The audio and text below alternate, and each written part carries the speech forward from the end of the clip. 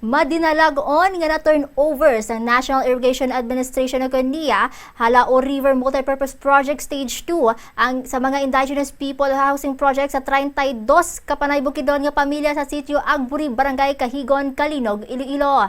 Sa interview sa Bombo Radio kay Steve Cordero, Chief sa Halao River Multipurpose Project Stage 2 Watershed Management, iyagin pahayag nga ang mga indigenous people nga mga benepisyaryo ang nagabaton sa tig-isa ka 35 square meter o 35 square meter nga balay sa 150 square meter nga lote kag may upod nga group livelihood program. Ang proyekto ginpatuman kaupod ng National Housing Authority kag Iloilo Provincial Government.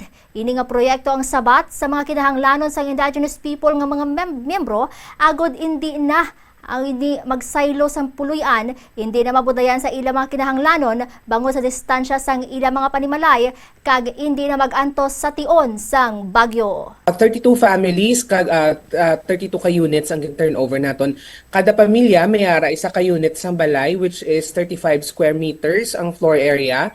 Plus, later on, i-turnover, pag natin, ipatituluhan natin ang lotes ng ilang balay, which is 150 square meters under the name of our beneficiary. Para pwede sila ka-expand sang ilang isang ilang balay later on, or pwede sila ka-include backyard gardening, or pwede sila maka-introduce additional structures in the future. I guess, these stories of significant changes are valuable stories nga mapakita naton kung anong impact sa mga projects nga kaangay sini sa aton nga mga beneficiaries.